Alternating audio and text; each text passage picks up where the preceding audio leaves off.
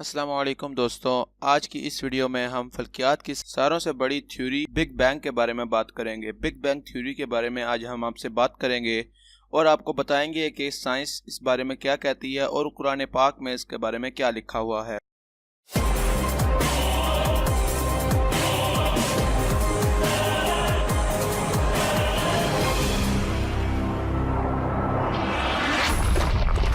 तख्लीकी कायनात की तफसीलात बताते हुए फल्की तबीयत दानों ने वसी तौर पर तस्लीम किए जाने वाले मारूफ मज़र कुदरत बिग बैंग पर इत्तफाक किया है। इसको तक़वियत देने के लिए इन मुशाहिदाती और तजर्बाती अदाद शुमार से मदद ली गई है, जिसे कई अशरों तक माहिरीन फल्कियात और फल्की तबीयत दान ने जमा किया था। बिग बैंग के मुताबिक ये पूरी कायनात इब्तदा में एक बहुत बड़े तोदे की शक्ल में थी। ज़मीन और आसमान बाहम पेवस्त थे, फिर इन्हें बिग बैंग से अलग अलग कर दिया गया, जिससे कहकशाएं वजूद में आईं। फिर इन्हें सितारों, सैयारों, सूरज, चांद वगैरह में तकसीम कर दिया गया।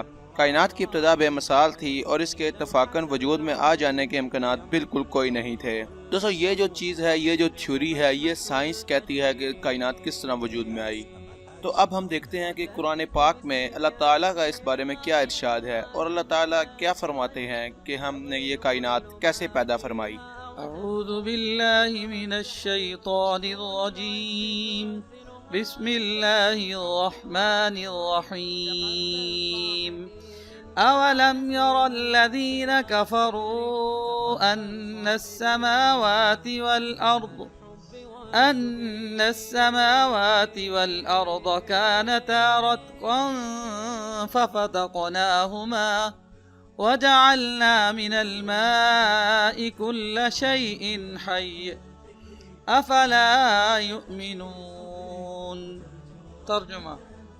और क्या नहीं देखा इन मुनकिरों ने कि आसमान और ज़मीन मुँह बंद थे और फिर हमने इनको खोल दिया और बनाई हमने पानी से हर एक चीज़ जिसमें जान है, फिर क्या यकीन नहीं करते। तफसीर।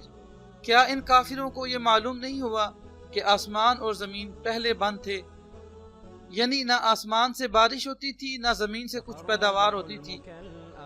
इसी को अल्लाह ने कुरान पाक में बंद होना फरमाया। फिर अल्लाह फरमाते हैं कि हमने अपनी कुदरत से आसमान को खोला, उससे आसमान से बारिश को नाजिल फरमाया।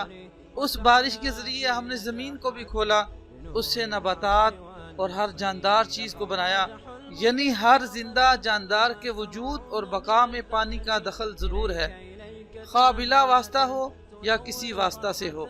जैसा कि दूसरी आयत में अल्लाह ताला फरमाते हैं, बिस्मिल्लाहिर रहमानिर रहीम। वमा अंज़लल्लाहु मिनस समाइ मिन माइन फअहया बिहिल अर्द बअद मौतिहा वबथ फीहा मिन कुल्लि दाब्बा। तर्जुमा।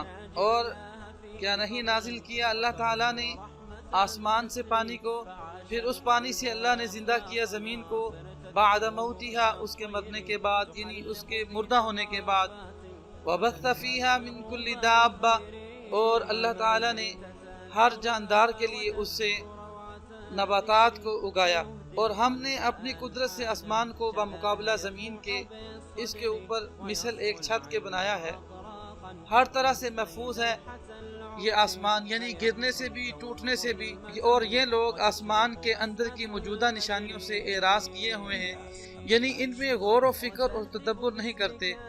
और वो ऐसा कादिर है कि उसने रात और दिन और सूरज और चाँद बनाए, और ये निशानियाँ हैं आसमान की, यही हैं।